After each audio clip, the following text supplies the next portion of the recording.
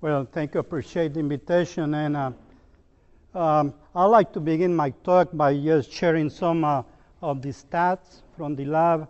If you look at the soil test from July 08 to 09, you see that around 20% of those samples coming from soybeans normally receive a recommendation for lime. And you can see the other ones. Actually, you look at milo, that's actually quite a bit more. So why were we interested in looking more into lime? And there are several issues. One for sure is several years ago, a farmer called me and he basically asked me if I was crazy. And I said, why? Well, you are recommending 2 tons of lime. And I said, what's wrong with that? Well, down here it costs $60 per ton. He was in southwest Arkansas, so I don't know that we have enough information, and so we wanted to actually try to collect more like long-term information on lime. And also, of all the properties, I think pH is one of those that varies the most. Varies the most in space, in a given field, probably varies the most through the season, and I'm going to show too some information where it varies significantly with depth. So my talk will cover, I'm going to show you like a yield response to lime applications and also some preliminary data of the variability at different scales and how that can impact your yields. There is no question. The other part is, I got a lot of questions on pelletized lime, whether 100 pounds of pelletized lime or 300 pounds are equivalent to a ton of ag lime. And I know the answer, and that's what I said, but we didn't have data. Now we have some, okay? And if anybody doubt that low pH really affects soybeans, okay, these pictures hopefully proves you wrong. And one of the problems or the things when doing liming research is it's really difficult, just because the fact that it varies the most. I tried to do like field scale work, and the problem I had is, okay, if I wanted to replicate a treatment, I know this street may be pH 4.5, and when I was trying to replicate down there, so pH was 6. So what I did is I artificially acidified some areas at rower, the stationary rower and the station here at Mariana. We apply like a ton of elemental sulfur, and we try to be very careful. Apply it very uniformly, and even with that, we still see variability in the field. And I realized some of my yields might be affected by the fact that we had to water those beans, and we tried to do it lightly because the water tends to be alkaline. So we know that we had an effect, but I think that the relative numbers should be good. So I'm going to show you some of the results. For instance, a test where I have these treatments, 0 to 1,000 pounds of pelletized lime, and 0 to 4,900, almost 2 and a little bit tons per acre of agricultural lime. Treatments replicated 4 to 5 times, and randomized complete block design on 38 inches rows. We planted twin rows, and I'm going to show data from 09 to 10, and I think it was the variety we had, I think it was Hornbeck 5525. So what the way we did, we acidify it, then we marked the test, took pH samples, applied the lime, and incorporated. I was probably maybe a month before planting, and then we plant on top of that. Okay. So I thought the best way to present this first data was to show you, since when we talk about lime, we really talk about more than a year. So this is the cumulative yield increase after 2 years following lime application, and this is yield gain, bushels per acre over the control, over the no application. So you can see there that the increase. I mean, and our recommendations are more or less here for that particular area was around 2 tons. And so we are okay, I think, in that regard. So you can see an increase. Again, this represents the cumulative of 2 years, but again, we still had the issue that on some plots, it is basically impossible to have the same pH on all your replicas. So, but still, this is cumulative, even including that. This increase should hold. Maybe the actual yield increase might differ. This 7 bushel might have been affected by the fact that we water with water that is alkaline, but we try to water as little as possible. So there were some implications there with the yield potential as well. Now this is ag lime, and that's pelletized lime. We apply 500 pounds per acre, increase 1.3 bushels over the control. Is 300 pounds equal a ton? I know it's response pretty clear, and I realize, it's a lot easier to apply the pelletized lime. And the thing is, when it comes, we know that pelletized lime will react faster, and it's made out of the finest particles. But when it comes to lime quality, the quality is based on 2 properties: the fineness of the lime, and also how strong it is compared to calcium carbonate.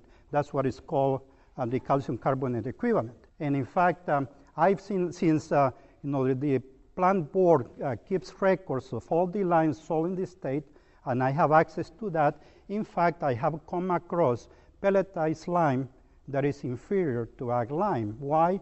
Because even though it was very fine, the calcium carbonate equivalent was 70 compared to our ag lime with the calcium carbonate equivalent of 90. So I mean, it was finer, but it wasn't as strong as the ag lime.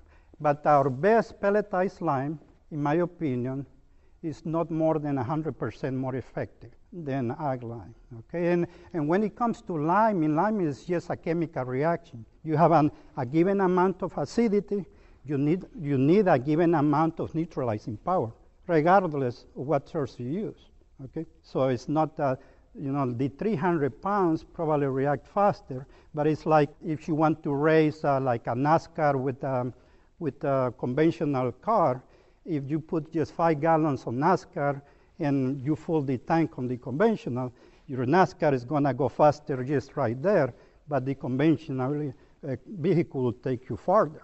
It will take you where you need to be. That's basically the difference. So, and I know it's not my intention yet to tell people they are wrong. It's just I'm just showing the data, and again, that's what the data is.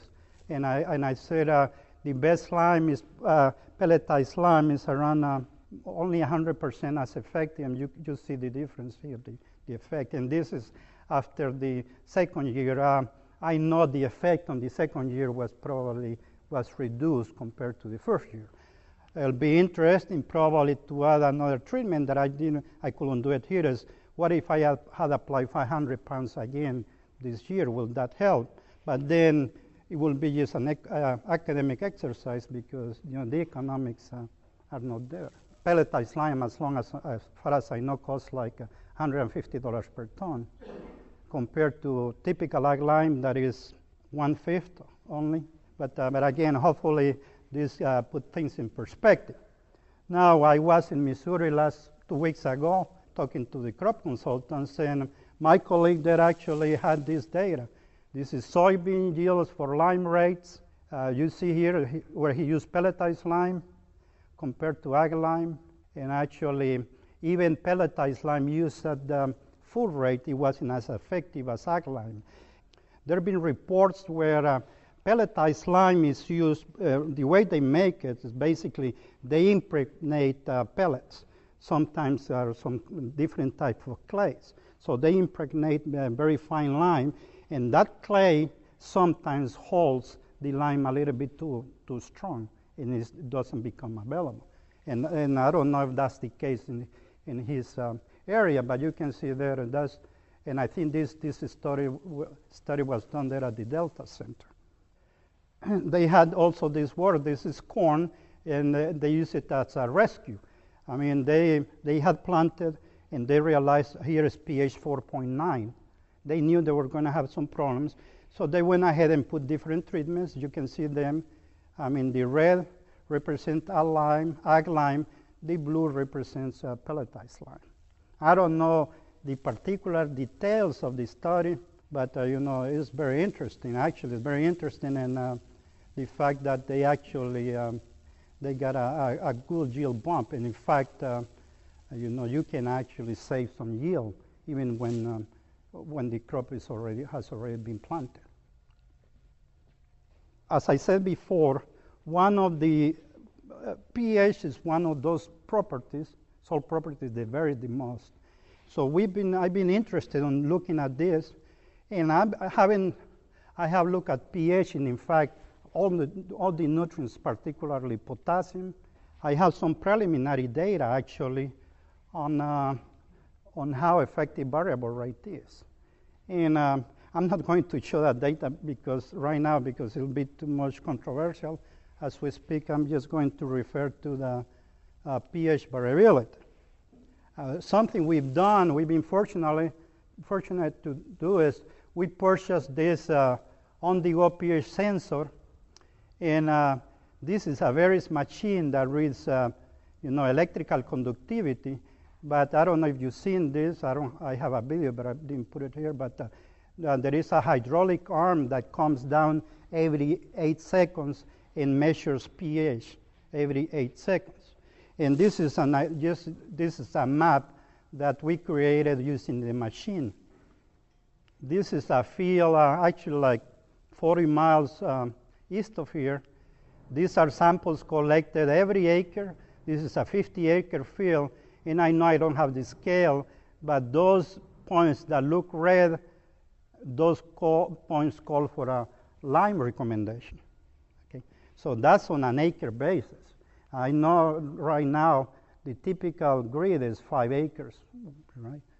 Now, how does it look with the machine? That's the way it looks. So it is amazing, right? I mean, you can further define the variability.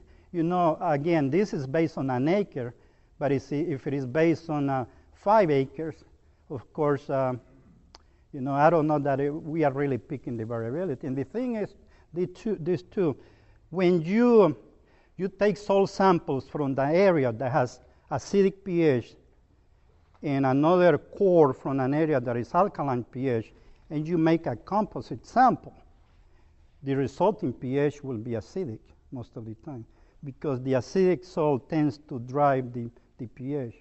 So if we do 5 acres, these areas that didn't call for pH will probably now, if you mix those, then you will have a lime recommendation. And I think this is very important, especially on the rice soybean rotation. I know our soybeans normally suffer because rice growers don't like to apply lime, and this is one of the reasons why I wanted to do all this work. I know one of the issues we need to be aware of is that as we grow, as we build more reservoirs, and we start watering with the reservoir water, the pH will tend to go down. I asked the NRCS staff the other day how many reservoirs there were built here in the last 10 years, and the guys told me close to 200 in this area. I am familiar with the field in Lono County that went from pH 8 to pH 4.5, like in 7 years, because the farmers started watering with reservoir water. So that's why I feel that the percentage of samples coming with a lime recommendation will certainly increase. We purchased this equipment like 2 years ago, and we are still trying to calibrate it. I know there are some commercial entities that supply the service, but I'm not sure really if we know exactly how they perform. I'm going to show, this is just one graph where I compare the pH on this machine with the lab pH, and you see one thing that is certain, or this is the tendency, is that this device tends to overestimate pH, which is really a good thing in a way. What we would like to do is eventually develop calibration equation for that device. The fact that overestimate pH means that if the machine says that you have an acidic pH, means that it is acidic. The difference between the machine and the lab is typically half a pH unit, as much as 1 pH unit depending on the salt. So this is something that we are still trying to figure out how to do it. And there is a difference whether it is sandy soil or a sill loam, the type of water you use to do this sensing too. So we were able to purchase a variable rate spreader. And that's also an important effort because, I've been looking at variable rate applications. Sometimes the gaps, when you change from one rate to the other, can be as long as 80 feet, 100 feet. So that's significant too. Now, what about pH changing according to month of the year? So what I have here, I have several areas in this state. They are around 40 feet by 40 feet where I don't grow anything, and we take a soil sample every 3 weeks, because I know this is an issue, and we are probably if not the only one, probably the very few ones who are doing this, and we are trying to assess the effect of seasonality on pH. Here it's very obvious, here in 2010, it's very possible that if you're taking a sample right now, your pH is going to be lower than normal, right? That's because it's very dry, compared to 2009 on red, which is higher than normal. Something that is even more interesting with that is you can see both for 2009, I put a trend, I added a trend line. You see 2009, 2008, and 2010 also appears that pH tends to go down with the year. So it starts high relatively high in January, and it goes down as the season progresses. When should you take a sample then? In reality, if I really want to take care, if I really want to get to those 100 bushels, I'm going to take this whole sample here, because this is real too. I know I was talking with this farmer, and he took soil samples, and this might be the same case for nutrients. We took soil samples, and it was calling for phosphorus, and he said, "Oh no, let's take a soil sample in the spring, so I don't have to spend money on phosphorus." That's not the point. The point is, apply P or K if you need it, not because, if you really want to increase yield. So again, there is a lot of variability, and I've been doing this since 2007, actually, but these were two contrasting seasons, and again, here, we show clearly the difference between a wet year and a dry year. So this, again, will have an effect on your potassium, too. For pH in particular, I think this is the time when we need to collect samples. And something else, too. The value of the salt test is not in one sample. It's not that you take a sample every 5-10 years. In my opinion, a sample, is basically meaningless. You need to look at the trend. So if you have a history in a given field, then when you have, if this is potassium, let's assume this is potassium, if it fluctuates like this through years, that, and you've been following a good fertility program, this is probably just an outlier, and then you keep going, and you need to be there on the average. The other variability, so again, you see, I've talked about variability in space, right? pH can vary significantly in a field. pH can also vary significantly through the year, and this is another issue that just came across as I was doing other type of research. You see significant stratification. pH on this is centimeters, the 0 to 6 inches can be really good, 6.5, but as you go down to 18 inches, can go down as low as 4. So what are the implications associated with this? It's like the problem is really, while low pH affects the availability of phosphorus and other nutrients, it also affects the availability of aluminum. You see, as pH goes down, the solubility of aluminum increases almost exponentially. This is a research from NC State that shows, soybean root elongation based on aluminum saturation, significant effect. Okay. So again, that subsoil acidity, the problem with subsoil acidity is, we typically don't see it. It is hard to correct with lime because lime doesn't move much, maybe not more than 4 to 5 inches, but it can significantly affect. This is soybean. This is cotton. So here I refer to this more like it is a compacted layer. I call it a chemically compacted layer too. It will restrict root growth, root activity. Root will tend to be chubby and short, and of course, not being able to explore those deeper horizons is significant. As Dr. Porcel was saying, and when he looked at the roots, they were going deep, really, and that's obvious. I've been doing some work related to this here in Lee County. What I saw, and in fact, that pH stratification comes from that area. This is the aluminum concentration associated with that pH. You see where pH was 6.5, basically no aluminum. pH was 5.5. Yeah, we're talking, this is parts per million, 12 to 18, 240 parts per million. Do you know what the threshold level is for aluminum? The threshold level is around there, like 30, less than 40 parts per million. We dug up the soil, and sure enough, those cotton, that was a Callaway soil, or it had a Memphis soil too. So you dig a profile, and you can see the soil.